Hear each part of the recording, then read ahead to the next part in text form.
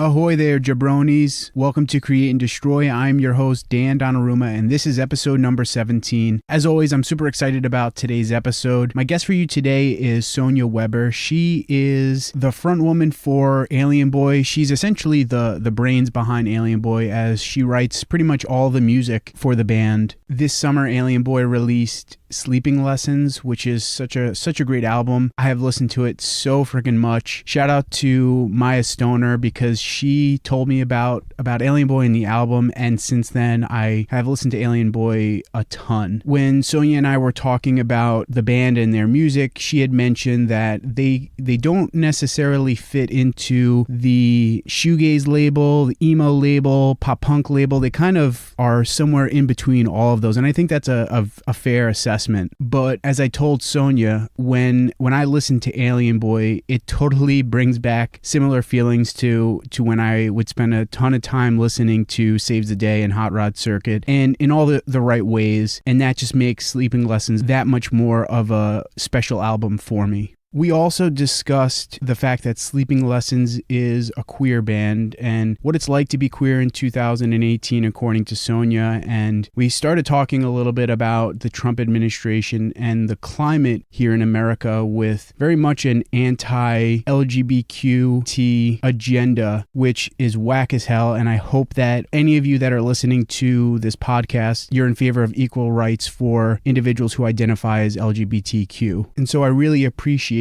Sonia sharing her perspective and her point of view as someone who does identify as queer, and again sharing with me what it's like for her to be queer in America today and to be playing music as a band that identifies as queer. So without me bumbling and stumbling anymore, let's get right to it. Here's my conversation with Sonia Weber.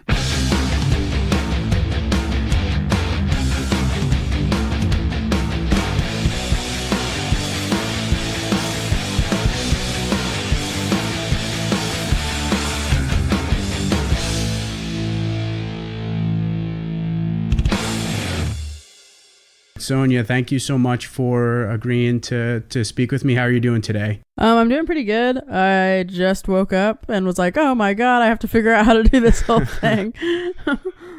Which is like an easy thing for most people, but I have some technical difficulties sometimes.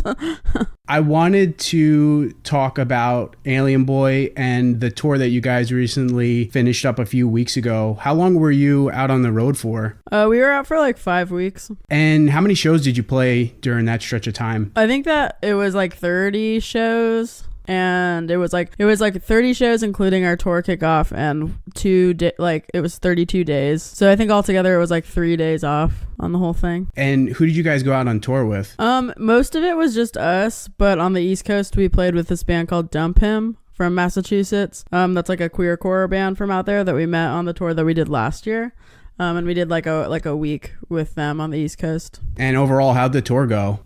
It was great. It was definitely like the best shows that we've ever played. Hanging out with the people in Dump Him was like very, very special to me, because we had just kind of been like internet friends up until then. And when we all rolled up to the first show, I was like, oh my God, I don't know you guys at all. Like, what if this is horrible? But we all like hit it off really well. And their band is amazing.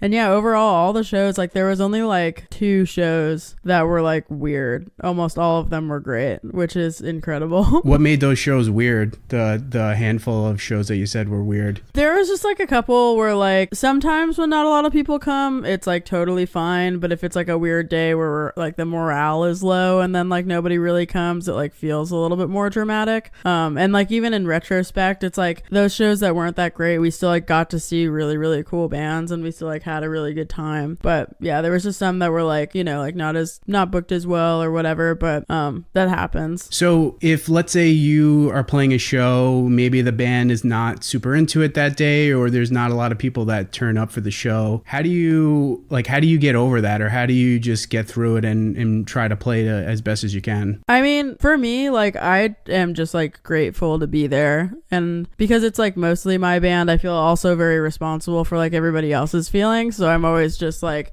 I'm fine, this is fine.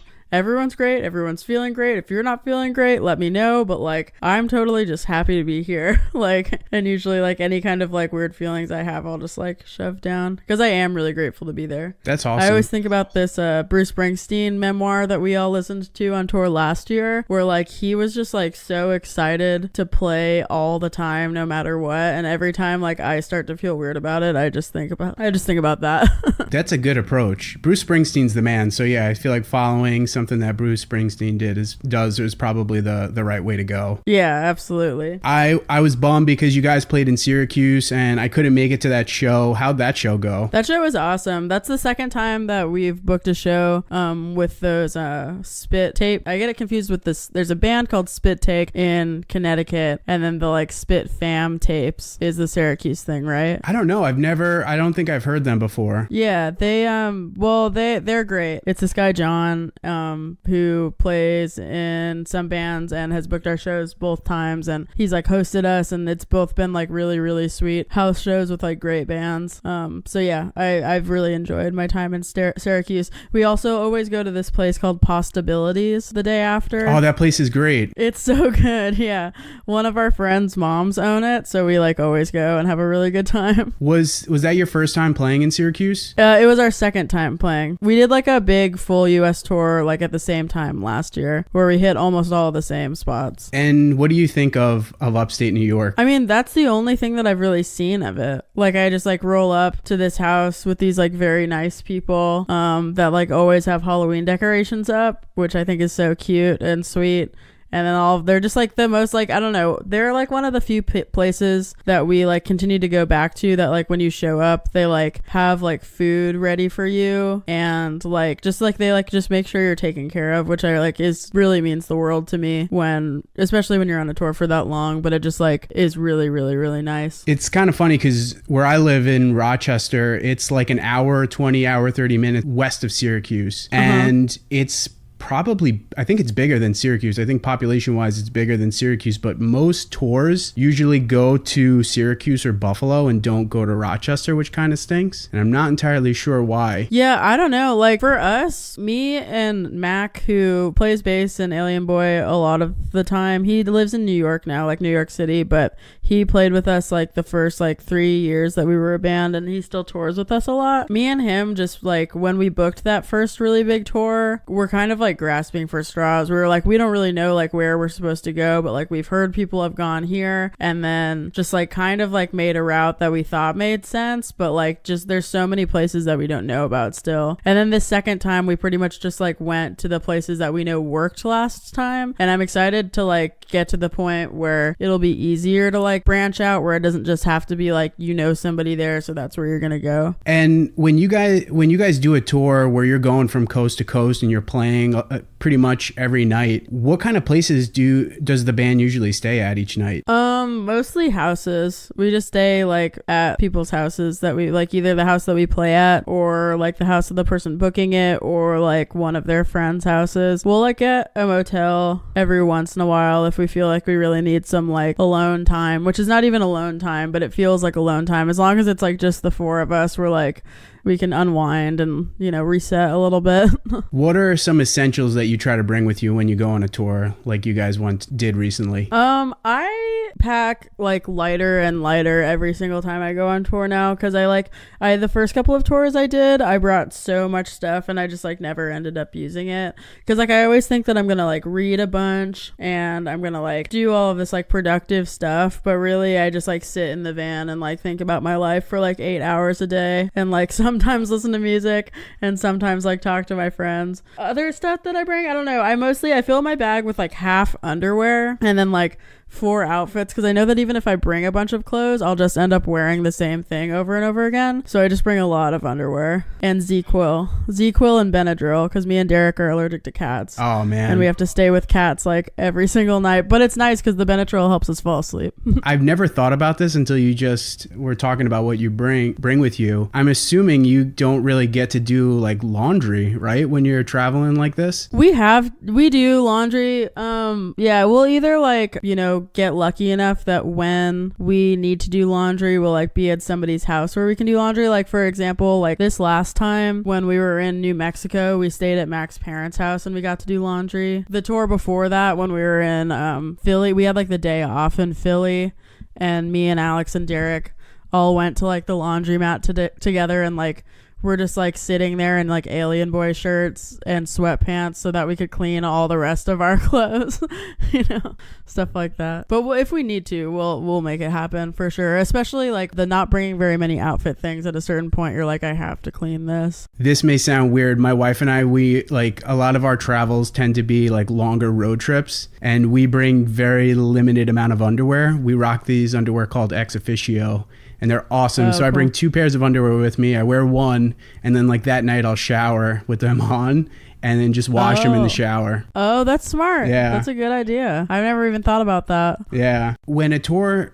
comes to an end, how do you usually feel? I am still feeling like, and it's been like, we got back on October 3rd, so it's almost been 2 months now, and I like still feel like I'm readjusting to coming home. Like 2 of the people that we go on tour with, like I was saying, Mac lives in New York and Alex lives in Denver, and we have different people that play with us when we're in Portland, but they're the 2 people that have done like the biggest tours with us, and I feel like very, very close to them, and whenever they have to leave, it's very sad, and I'm really like feeling like I wish I was like, you know, waking up and they were just there. It's like a big sleepover, you know, where like all of your friends are there all the time, and if you actually like being around them, I feel like coming home is really hard, and it's just hard like socially. Like it's like all of a sudden it's not really like, I feel like when I'm on tour, you know, it makes sense to like kind of be drinking every night and like staying out late every night, and then you come home and you're like, oh, I'm not really supposed to do that anymore, but I don't really know what to do. I'm just supposed to like hang out alone, and like I have to start writing new songs. I have to like start actually like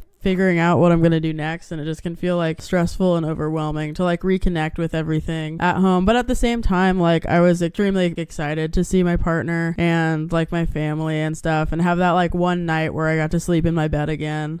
But after that, I was just like, where are my friends? Like, why am I going to work? Like, I thought I just hung out in the van all the time and hung out with my friends, and it was awesome. So do you have any rituals or anything that you do specifically to help you assimilate back into like regular life, I guess? I should. I don't really. I usually like, well, I guess the last couple of times I kind of do this thing where like I immediately, like as soon as possible, go see my partner. That is the one thing that like, even though I feel so weird coming back, like I'm very excited to see them, and all of my other friends too. But all of my other friends, I'm like, I need like a second. I've been hanging out with people like actually 24/7, and if I hang out with you right now, I'm gonna like be a blob.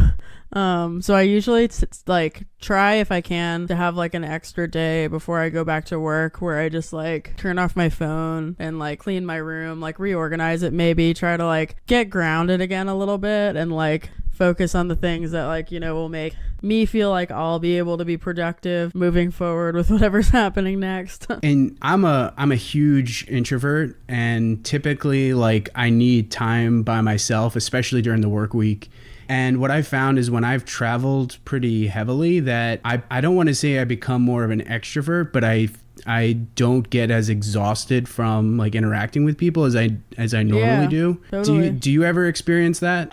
Yeah, definitely. I think that when I was younger, I felt like I was more of an introvert than I do now. Like the tour thing is for the most part pretty easy. Like there will be definitely times, like there's been times this year where like things about tour have been a little harder than usual, just because I feel like I've gotten more into like an introvert pattern, and I feel like working myself up to being like the person that I want to be socially just like takes like a little bit longer. But yeah, once I get there, it becomes like pretty easy to just like kind of, you're just like on a roll. It's like even when you sleep, you're not really resetting, so it's like you're just like constantly going all the time. So I feel like I can like take that momentum for the most part and roll with it. I'll definitely have days where I'm like, oh my god, this is like, I really like all of these people, but I like just don't have anything left really.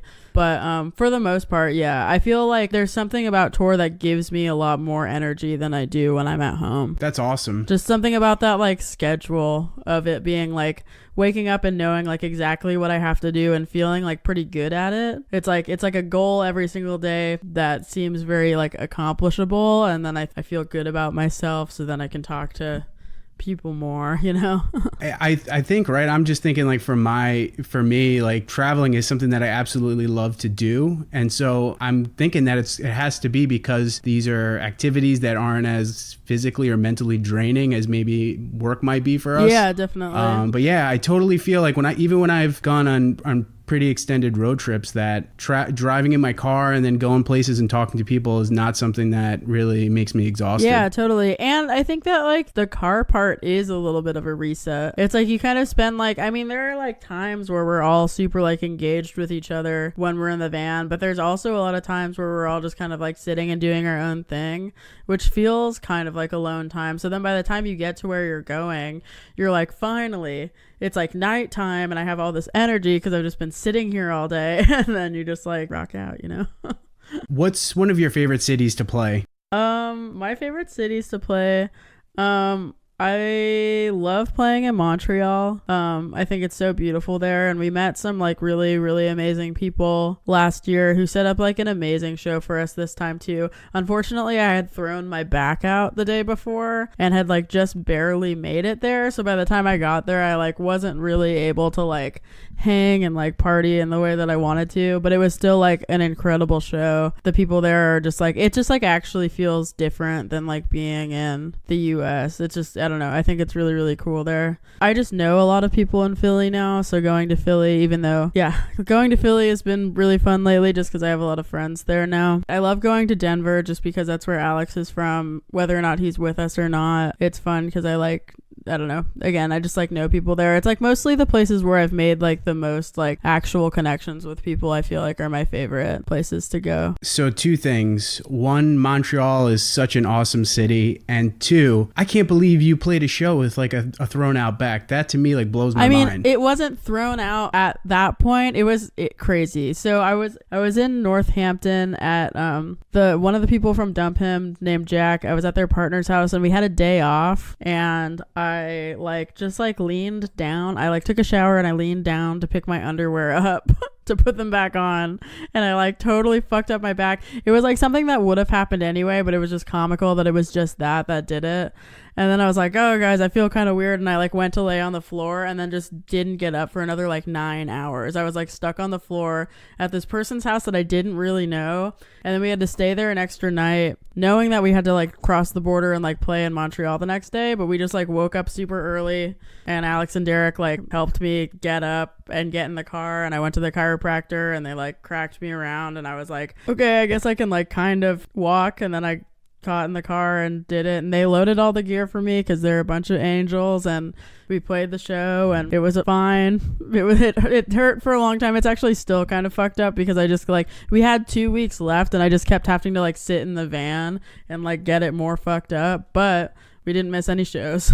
So it's all good. I give you so much credit. Holy crap. I've had back injuries before and they are the worst, and it makes just doing like the smallest tasks awful. It was insane. And I mostly just laughed about it the whole time, which is I think the only way that I would have like actually like made it through that. I was just like, this is so ridiculous. I like look so ridiculous right now. I had to like wear this back brace thing sometimes, and I had this like little ball that I had to like sit on in the car, and I was always just hobbling around like an old lady. But I couldn't have done it without Mac and Alex and Derek. They like really, really helped out and like helped me move all of my stuff. And like if I like couldn't get up in the morning, they would like help me like get up off the floor and shit like that. They like really were incredible. If I didn't have them, I would probably still be on the floor in Northampton somewhere. God damn, man. That's insane. And I saw that you guys played in Bozeman and Missoula, Montana, as well as North Dakota. Yeah, actually, Missoula and Minot, North Dakota are actually very much at the top of my list of like my favorite places to play. That's so cool because I did not expect to see touring bands go through those states. How did those? Yeah, well, we play in Missoula all the time. It's like 9 hours away from here, and we 2 summers ago played their Camp Days music festival, which is like like a festival that happens during the summer there, and like really hit it off with a bunch of them, and now just like go back as much as possible. Like we played Camp Days this year, and we played like, I think we've played there like 5 times now or something like that, and we just have this like whole crew of friends that are like the sweetest people I've like ever met in my entire life. Truly just like angels that are like so nice to us. They like our band so much, and it's so sweet. But I also just like, as people, we're like all really, really good friends now. I think that Missoula is like one of the most beautiful places in the world too. That's so cool. I've gotten to travel to those states, and they're 2 beautiful states, and they're very spread out, wide open. Like I remember before I got to those states thinking parts of New York were not very populated, and then going to those states like, holy shit, yeah, this is what it means to be in a state that's not very populated. Yeah, I did not understand how few big cities there are in Montana until we drove from Minot, North Dakota to Missoula, because like, or we played in to Bozeman, because I guess we played Bozeman first, but we were trying to find a place to go see a movie because it was our day. We had like a drive day off, and we were like, let's like get up early and like do most of the drive and find a place to go see a movie. But there was just nothing. Like we stopped through this one town that we like thought would have a movie theater, and we honestly like, because we're just, I don't know, it probably wasn't scary, but it was dark outside, and we were like, we can't go here, this is scary, we gotta go. And we had to drive all the way to Billings because we were too wimpy. It's funny, when I was in South Dakota, which I know it's not North Dakota, but I remember almost running out of gas, and pretty much even in some of like the least populated parts of New York State, if you're low on gas, you're probably not that far from a gas station. Like we were so close to breaking down because we could not find a fucking gas station. Yeah, totally. That happened to us on that trip too. Except it was like the middle of the night. We ended up accidentally like trying to find this movie theater. We accidentally went on this like scary ass dirt road for like 5 miles, trailing behind this like one car, and we were like, there's no way that one car is gonna kill us because they're in front of us and they think that we're following them. But we were just like, what are we all doing out here? This is so scary. But that's just, some regular like Portland wimpy stuff.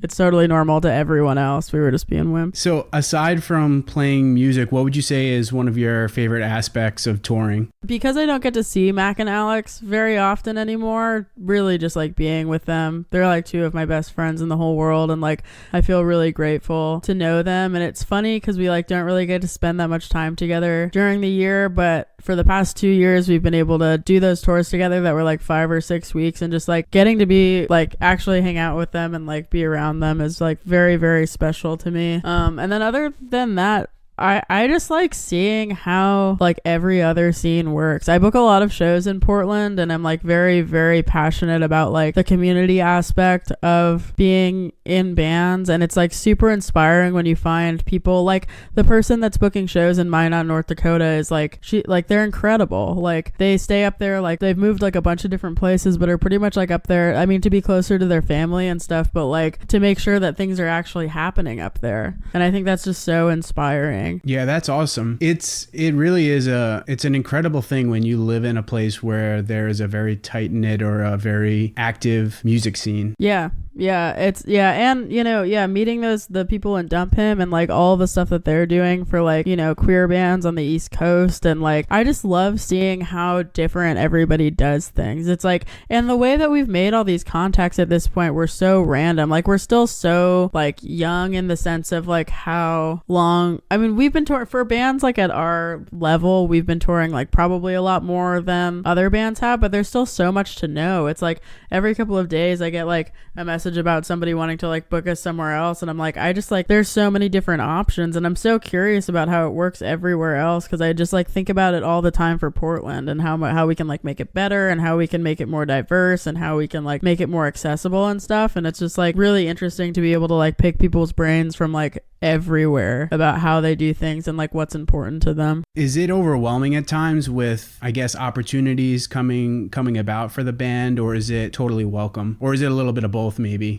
It's totally welcome. I mean, we're like just at the point where people are like hitting us up about things a lot, and it's not even a lot. It's just like more than before. It's like people that like, there was like a couple people that wanted us to play, you know, some shows in like South Carolina and like New Hampshire and stuff like that, which is all stuff I totally want to do. I would love to be able to do tours that were like longer and more like in depth, or maybe just like a more like in depth like East Coast like Midwest type thing. Anywhere that like anybody is interested in checking us out, I like definitely want to go to, and I want to go to anyway, whether or not they were interested in my band, you know. It's just really, really cool and very like flattering to me. I honestly can't believe this whole thing is happening like this right now. It's very cool to me. Yeah, I'm sure that's got to be very exciting and awesome at the same time. And so you guys released Sleeping Lessons on August 31st of this year. It is such a fantastic record from start to finish. When you are ready to release an album or share music with folks, what's going through your head? For that record, we recorded it like over a year before it actually came out, and like I had shown it to like a lot of my friends and stuff, but I was just like very excited. I was like nervous because I feel like I had like, I don't know, it's like I've never been more proud of something in my entire life, so it was obviously scary to put that out there and have it like, I have like my own expectations about what will happen that shift all the time. I'm like, you know, nothing will happen. A bunch of stuff will happen. Like, I don't know. Like, I flip-flop constantly. But mostly just, like, being excited. When it's something that's, like, that finished and, like, I've already, like, spent, like, a year thinking about, I was just like, this needs to come out so I can, like, stop thinking about what's going to happen. I just need to, like, know what's gonna happen and then like keep moving.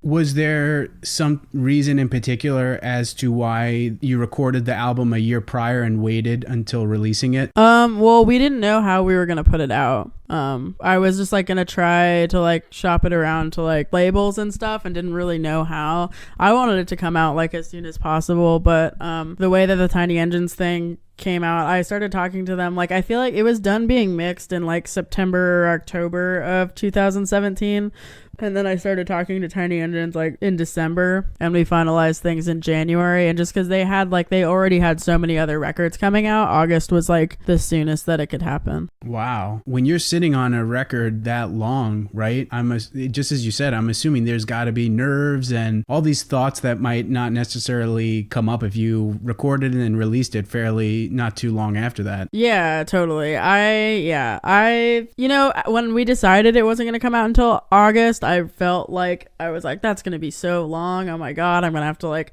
wait and have these like crazy anxious feelings about it for a super long time. But it ended up going by really fast because we had so much, like we did a tour in March, and then I already had to start planning the tour that was going to be after that, so that by the time it was about to happen, I was like, holy shit, I'm not even like ready for this to happen. I can't believe this is happening right now. This is fucking crazy. So it ended up being okay. I'm kind of like, unlike some other people, I work pretty slow at all of this stuff. Like I wrote all of those songs over the course of like probably like a year and a half, and then like recorded it, and I'm now like nowhere close to the next record still. I'm like a real slow moving person when it comes to like actually like writing stuff.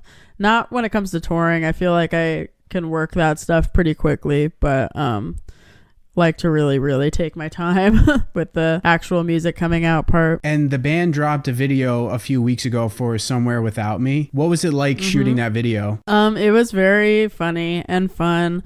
This person, Sure, he hit us up last year. He messaged like a bunch of bands from Portland being like, hey, I'm just like kind of trying to start making music videos, like let me know if you'd ever be interested. And I love music videos and want to make like as many music videos as possible. I also want to try to start my own like DIY TRL thing, which I keep forgetting about, but that's like on the top of my like weird other side project things that I want to do. I love music videos. He ended up doing a video for us last year, or not last year, probably like the year before that. I don't even remember. for a song from our EP that came out before this record, and he did like an amazing job. He did a totally, like, I was like, I don't know who this guy is, like I don't know what this is gonna look like, but he wants to do it for pretty cheap, so we'll just try it out. And he did, like, he like knocked it out of the park. It was amazing. And we've just been talking since then about making another video, and for this one the day was like much longer. I think we ended up meeting at Peninsula Park at like 6 o'clock in the morning or something like that, because we wanted to catch it like before a bunch of people were there. That's like where all of the scenes where we're like in the Rose Garden and stuff. We wanted to get it before everybody was like running around and like with their kids at the park and stuff. And then it was pretty much just like an entire like almost like 16 hour day of everybody like following me around, just like singing the song over and over again, and then like, you know, like looking cool in the background and all. But it was mostly just me singing it over and over again. And I was like, I'm so sorry, you guys. I didn't really make a plan for how this video was going to go. And now it's just turning into me singing a bunch. But we ate a bunch of ice cream sandwiches at the park and, you know, drank some beers, and I took them all out to lunch. It was a very, very fun summer day. We all hadn't kind of hung out for a long time, so it was just sweet to be able to spend that time together. I really enjoy the video. I love the frowning face balloon, and I also really like the part where the beer gets spilled. That was they tricked me on that part, because I'm like, I don't know, I can be a real stickler for things like looking pretty serious all the time, and that whole like scene on the steps, I was like, really, you guys, I don't know about this. And then Sure was like, Derek, you should like put your arm around Sonia, and I was like, no, don't do that, like that's gonna look cheesy as fuck. And then when he ended up doing it, I like really wasn't expecting it, so I like laughed really hard, and then he knocked the beer down. And then I think Sure put it in like the perfect part of the song, because I feel like the whole thing did look kind of serious, but was also like pretty funny, because we were all like, it was obviously so like MTV that I feel like it needed that like break where it was just funny. Yeah, I love that part, because you could tell that it was not planned, at least to some degree, and I feel like it just totally fit the video. And to go back to what you said earlier, I totally think you should do like a TRL type thing. I'm thinking it being on YouTube. I'd watch that shit whenever you were to release episodes. I know, right? I just feel like I just want it to be like some dumb thing with like a like big like gaudy microphone and like a host and a couch. And it's like, I don't know, you know, like those like interviews of like any band, but I always think of like Fugazi or like The Replacements or something like that, where they're just like sitting on the couch like looking like, I don't know, just like they like don't give a shit at all, like just like fake like real interviews, but like kind of like fake interviews where everybody's like really laying into the bit of it being like some funny like rock star shit. And then you just like, instead of having like the TV, you just have like the projector obviously in somebody's garage, but it's like only DIY bands.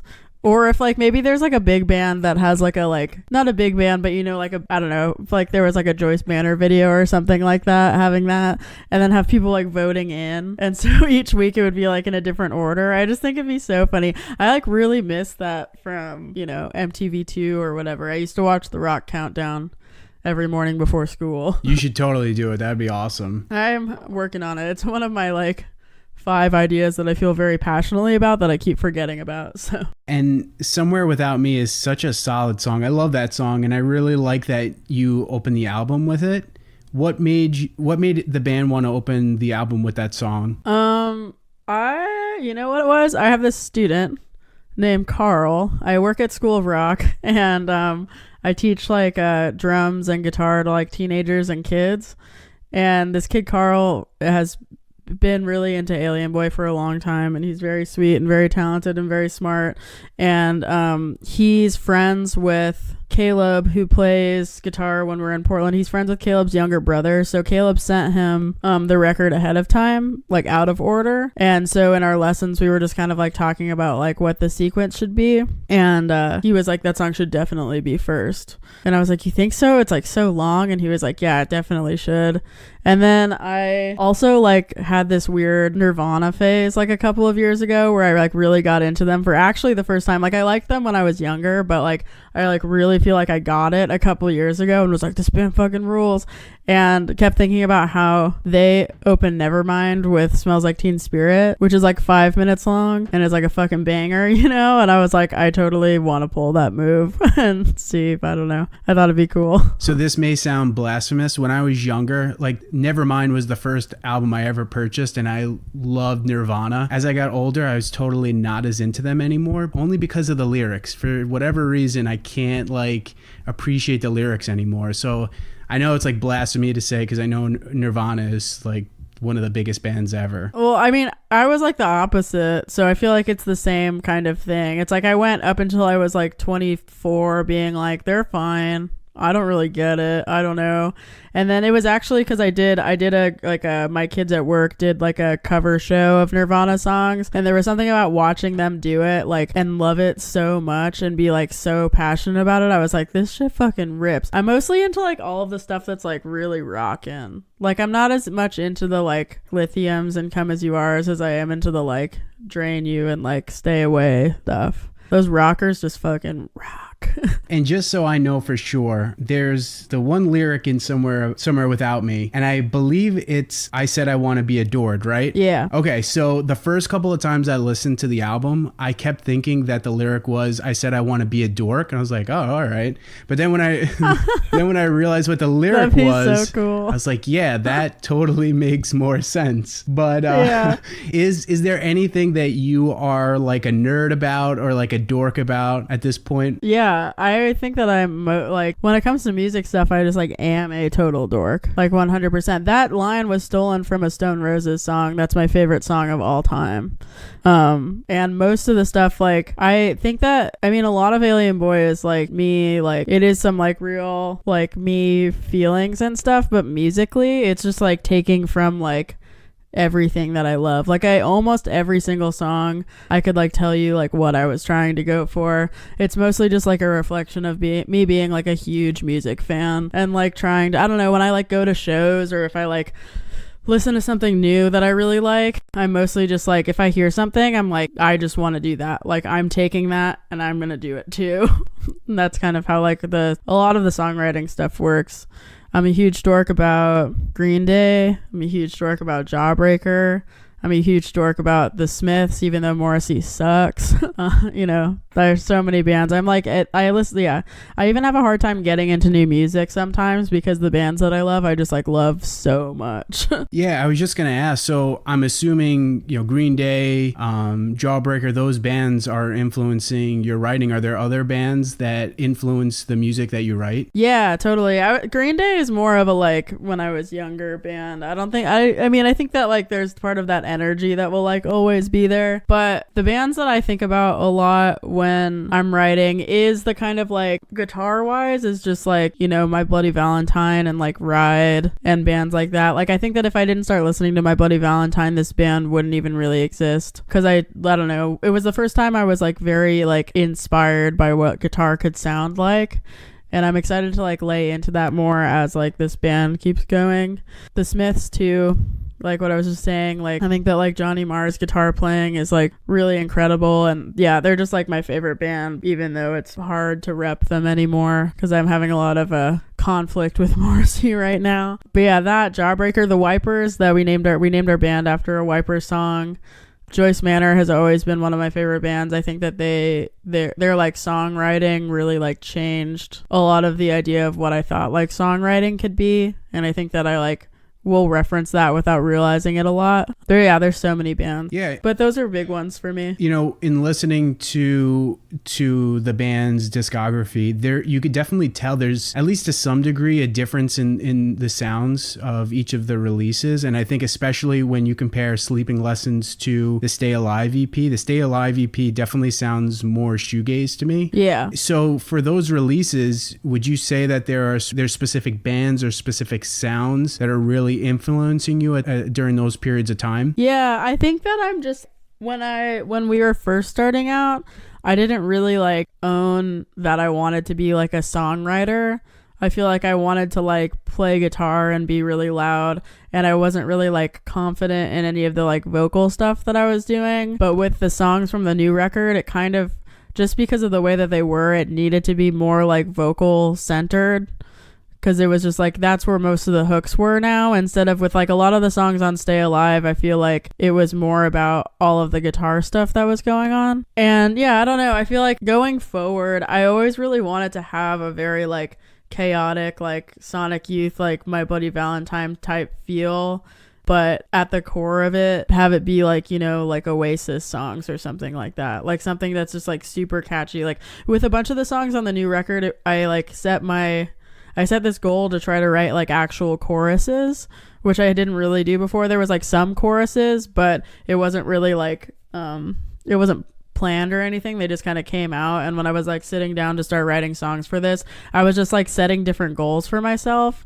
and I feel like that one kind of changed things a lot, because it came like then the songs were like longer and like I don't know, had more of this like big rock thing that needed to be more like vocal oriented. When I was in college, two bands that I absolutely loved and listened to a shit ton was Saves the Day and Hot Rod Circuit. And not that I think Alien Boy sounds like those bands, but when I listen to Alien Boy, it totally makes me feel like how I felt being in college listening to Saves the Day and Hot Rod Circuit, because those bands could definitely have songs that are a little bit sad, but also it's kind of like, you know, upbeat pop punk. And I love that Alien Boy, it does that for me, because I don't think I've listened to a band in recent years that can do that for me the way that Alien Boy does. That's awesome. I love that. That's so cool. And Alien Boy is a queer band, and how important is it for the band to identify as that? It's very important to me. A lot of right now we're going through like not a lot of changes. We're trying to like figure out who the like full band is going to be, but it's always been me and Derek, who plays drums, and we are both queer. The other people usually aren't, but sometimes are. Not that that's like a rule or anything. It's just like what happens. But I think it's really important, because I think that especially in like, we're getting kind of lumped right now with a lot of like emo dude bands, or like, I don't know, it's kind of weird. We exist in this like the middle of this weird like Venn diagram, because we can like play with punk bands and we can play with shoegaze bands and we can play with emo bands, but we're not really any of those things. We're still trying to find our space for sure. But I think that like overall I want this band, because I really want this band, whatever kind of band you think it is, like an emo band or a punk band or a shoegaze band, to be that for queer people. Because I think that there's so many bands, especially in emo, that are like just a bunch of like dudes singing about girls, and I'm like definitely singing about girls too, but I think that it is something that's like not really happening right now or talked about, where it like is that kind of like over dramatic love song thing, but for queer people. And it's like, if I'm gonna get to the point where people are actually listening, I think it's really important, especially like right now with like all of the like horrible shit going on in the world, to like say that this is like for queer people, because I feel like they need it. You know? Yeah, that's so awesome. What would you say it's like to be queer in 2018? I mean, growing up in Portland, it's different than anywhere else. I think that there are ways in which we've moved really far forward and like recently like really far backwards. It's like there's definitely like, as like the US is becoming, it's not becoming more conservative, but it's coming more like outwardly conservative because of like, you know, the Trump administration and stuff like that. Like I'm sure there are places where it's becoming like harder and harder to be queer. For me in Portland, it's always been pretty easy, so I'm not even gonna try to like, you know, like sugarcoat that at all. Like it's been like, this is like a really, really great place to grow up as a queer person. And my parents are like also super supportive and have always been like, it's like never been an issue with any of my family stuff. So for me personally, it's been all right, but I think it's like always gonna be a thing. It's just another thing that like when you're growing up you have to deal with. You don't just have to like grow up, you have to grow up and like figure out how to tell people that you're a little bit different, you know, and it's hard. Yeah, you know, as you're talking about this, I'm just thinking about Trump is such a piece of shit, and like what goes through your mind when you see the Trump administration, people that support Trump, or some of these Republican states that are pushing agendas or trying to push stuff that is very clearly anti-LGBTQ. It's just scary. It's like something that like, I don't know, I feel like I like a dumbass for even thinking this, but it's like, I like said this the other day to Mac actually, and I was just like, I don't know why I'm so like shocked, feeling like we took all of these like steps forward before, and now like they're just trying to like take them away. And he was just like, yeah, I mean, that's what happens. Like there's been like much more like progressive like eras in time, even like a really long time ago. And I was just like, I just didn't even think about it like that. And now all of a sudden they like are trying to like take like a lot of steps back, especially with like a lot of things with like trans issues and stuff. And it's just scary. I don't know. It's hard to even like want to be prioritizing my own music and stuff when stuff like that is like so bad right now. It makes you think that you just have to quit everything and like, you know, try to jump in on the revolution. I'm always torn about it. So I feel like at the very least I can just be like, this is a queer band. We are gay. We are gay. We are gay. We are here. Yeah, you basically took the words right out of my mouth. I was going to ask, you know, how do you combat that when you're torn between wanting to focus on, I guess, something that makes you happy and you enjoy doing, when you feel like I should be trying to fight this shit back as much as possible? I am still figuring it out, you know? It's like, I think that at the very least, for me, what I tell myself is that like, I think that for me, starting off trying to like make my community a place that's safe and is like inclusive of a lot of different people, and just create like good communication around like, whether it be like the music scene or just like your friend scene or like an art scene or something like that, making sure that you're treating everybody well and taking care of all of those people, so that if we all feel like we're strong, then we can like continue to like make the next step, whatever those are. Just like building outwards, but starting with my community and making sure that I'm like really giving that like love and attention, because that seems like sometimes it all feels like too overwhelming and I just don't really know what to do. But that's always like a good starting point for me, where it's like, at least I can like have control over like these shows that I book and these spaces that I create. And then hopefully if that like gives somebody else the like emotional strength, we can all like do even better than that afterwards or something. If that makes sense. It's a little bit of a ramble, but no, not at all. Like I'm just thinking, for me, I'm a straight white dude. Like I have very, very little to, I don't want to say to complain about, right? But at times, even for me, when I see stuff that it's happening in America or throughout the world, it is like so overwhelming and sometimes feels like a gut punch. And I can't even imagine what it must be like to be someone that is a person of color or a woman or someone that is LGBTQ, seeing all this shit on a daily basis or experiencing shit on a daily basis and having to say, all right, I've got to focus on things that make me happy, as well as trying to like combat this shit. I feel like it's got to be so daunting at times. Yeah, it is. And it's like also just coming from like, I even though I'm like queer and Puerto Rican, I'm like half Puerto Rican, like I still am coming from like such a privileged place that I feel like at least for me, it's like that's happening, but I feel like it's like I still have so much weight that I can like throw around with stuff like that I always feel like I should be doing more. And I'm, you know, working on it all the time. But yeah, it's hard. It's really, really daunting. When it's just like more and more every single day, it's really hard to get up and be like, I'm going to try to do something about this. But it isn't, you know, we just got to try. Yeah. Pick our battles, you know, figure out what we actually feel capable of. And since Alien Boy identifies as a queer band, have you guys ever experienced any bullshit because of that? You know, not really. Like every time I leave to go on tour, there's always people that's like, you guys got to be careful. Like you're going to Alabama, all this stuff. But nothing has ever really happened. The funny thing is that first time we did the full US tour in 2017, you know, we went everywhere. We went to like all through the South, like all through, I don't know, the like Wyoming's, the Montana, the like Louisiana, everything like that, where like people were like, you should be like, you know, just like watch out for yourself. And the only time they didn't even fuck with us, but like the only time people were weird about us was once we got back to Washington and we were at a gas station and they like went up to Alex and they were like, all right, ma'am, I mean, sir, I mean, ugh, whatever. And then like did it to all of us. Cause like, I don't know, we all just like looked like androgynous enough that they were like annoyed that they couldn't tell. And obviously like they could tell. They were just like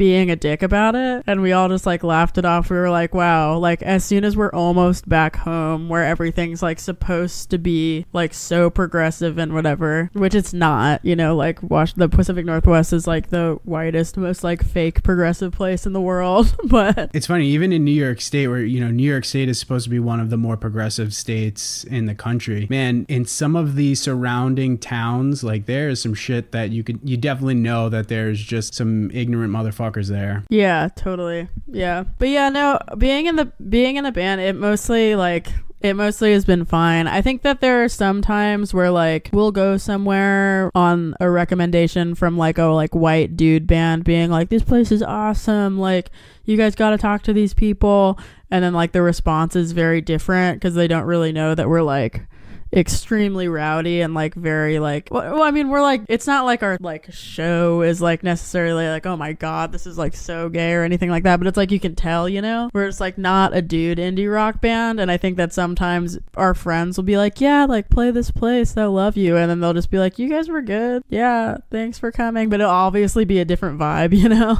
And several of my favorite releases from this year are from artists and bands from Portland. And yeah, I saw that you interviewed Maya and Kyle. Yeah, and Sleeping Lessons is definitely one of my favorite releases of this year. What about Portland makes it this hub of creativity and is helping pump out really solid music and solid bands? I don't know. A lot of the bands that have been coming out with stuff lately and for the past couple of years, we've all known each other for a really long time. And I mean, there are definitely different like groups. There's different like scenes in Portland that I don't know anything about. But like me and Kyle have known each other since we were like 15. You know, we like took like music lessons at the same place. And I actually like played in Floating Room for a really long time. I played drums on that record that just came out. Oh, that's awesome. I didn't know that. Yeah, they like switch people around a lot. And I might play with them again and I might not. It's just like complicated with both of our schedules and stuff. Yeah, it's like we've all just known each other for a really long time. And I feel like a couple of years ago, something just happened where everybody seemed to get like a lot more motivated. And it just seemed like this very like healthy competition vibe where like somebody put out something really great, somebody else put something out really great, and now we're all kind of like bouncing off of that. And it's been really cool to see. I think that like, especially going on tour and like the bands that we play with and stuff, I think that Portland has like the most, at least that I've seen, I know that there's like always different scenes places, but like one of the most like the like most really really good bands in like a scene, you know. It's like if you like book a show with me or something in Portland, it's like the three bands you're gonna play with are all gonna be like three of the best bands that you'll see on your entire tour. And I'm like, not even like, I really think that that's true. Yeah, like I said, there is a lot of really great music coming out of Portland, and I think aside from maybe like New York City and LA, that's probably the one city that I could say with 100% certainty is pumping out some of my favorite music right now. So I think it's really awesome. And I think I didn't realize that you played drums on the new Floating Room album. That's awesome because I absolutely love that freaking album. Yeah, it was really really fun. We actually recorded it at the same place that we recorded Sleeping Lessons too. That's when I met Nick, the guy who works at The Unknown, was when I came up there to track drums for that record. And then we like really hit it off, and then we ended up coming down like a couple months later to record the Alien Boy record. That's awesome. You know, I play guitar and I try to write music, and I am terrible at playing guitar and singing at the same time. It's like, it's hard. Oh, it's so tough. So how the hell do you do it so well? I play the easy parts. I mean, on the records I record a lot of the leads. Like I write almost everything. Caleb writes like, I would say like 30-40%, but I like will demo almost all the guitar parts at home ahead of time and then just teach them to him. But all my parts are just like power chords and shit. He has to do all the hard stuff. To me that's still impressive, because even sometimes when I'm playing power chords and I'm trying to sing at the same time, it's like, oh, I feel like such an idiot right now. I can't do this. It sucks. I think that it's just because when I was younger, I like learned how to play every single Green Day song and like sing. I guess I would like sing along too. I think that the entire way that I play, especially rhythm guitar, is like just Green Day. It's like just from learning those songs. That's awesome. So what have you been listening to lately? Oh my god. What have I been listening to lately? I'm so bad at listening to new music to the point where like I talk about it so much now that I like it's happening even more. I like told myself when I left to go on tour that I was gonna like listen to all these bands that my bandmates wanted me to listen to, and I just like, it's not that none of it's good. Like I just like I just listen to Jawbreaker all the time. I just can't stop listening to Jawbreaker. But I just listened to last night when I was cleaning my room, listened to I don't even know how to say their name. It's the other Tiny Engines band that's like Parer or Pair. It's like Paerer, something like that. Perry. I don't even know if I've heard them before, man. It's like, I feel really bad. It's probably extremely easy to pronounce, but I just like, I'm a dumbass. But I listened to their record last night because the Tiny Engines guys like sent me a huge box of Tiny Engines records, and that was actually really good. And I've been spinning it all night and all this morning. I found this one song called I Think of You by this person named Rodriguez that Looking for Sugar Man documentary came out about, that I think is like one of the most beautiful songs I've heard in a long time. And I was also just listening to that on repeat last night. And other than that, I heard this one Quasi song. Oh, I've been listening to Heat Miser a lot. That's what it was. I like haven't listened to Elliott Smith and Heat Miser in a long time, and one of my coworkers was like, that guy, like when Elliott Smith tries to use his rockin' voice, he sounds like that guy that you like in Jawbreaker. And I was like, oh, cool. And then was listening to that a lot lately too. I'm doing at my work, we the kids do like cover shows where they do like a certain like genre or a certain band, and we're doing an emo show right now. So it's been kind of like, I've been going back and listening to a lot of like My Chemical Romance and Braid and Jets to Brazil and stuff like that. That's awesome. And now any stuff planned for Alien Boy in the coming weeks, coming months? Yes. We have a tour that we're going to announce in the next couple of weeks, but I don't think I can announce it right now. But you can watch out for that. It's going to be cool in the middle of February with another Tiny Engines band, but that's all I can say. And we're at the end of that tour, we're playing the Noise Pop Festival in San Francisco. And then after that, I'm trying to book some more tours, but nothing in the works yet. I'm hoping to spend most of this year trying to figure out tours and finishing writing our next record, and then slowly like, being obsessive over that. Hopefully it'll come out 2020 or something. Awesome. And after today, where can people check out Alien Boy's music and stay up to date with what the band's got going on? We got an Instagram, Alien Boy PDX at Instagram or whatever, and that's the same handle for our Twitter, which is also Alien Boy PDX. I post most of the info on there. All of our music is on Bandcamp, Spotify, iTunes, literally everywhere. The music video is on YouTube on the Tiny Engines page. Awesome. Well, Sonia, thank you so much for your time and sitting down and speaking with me. This was awesome. I really enjoyed our conversation. Yeah, it was great talking to you. Thanks so much for having me. I really appreciate it. And there you have it, folks. That's my conversation with Sonia. I think it's funny that she and I wound up talking about underwear. At no point when I was preparing for this interview did I think, yeah, Sonia and I are going to be discussing underwear. If anyone from Ex Officio is listening to this, shit, man, I rock your underwear all the time. So if you want to be a sponsor for the show, I'm all about it. I told Sonia this after we had finished up our interview, that we didn't even get into a lot of the questions that I prepared just because our conversation was flowing so easily, and I really enjoyed my discussion with Sonia, so hopefully you guys did as well. As always, I'll make sure to add links in the show notes to how you can check out Alien Boy, keep up to date with what they've got going on. I'll make sure to add a link in the show notes as well so you could peep the Somewhere Without Me video. I hope all of you had an excellent holiday. I got to spend time with my in-laws, and that's always fun as hell. So hopefully you guys got to have a good time with your loved ones. As always, get out there, create something cool. I will see you next time.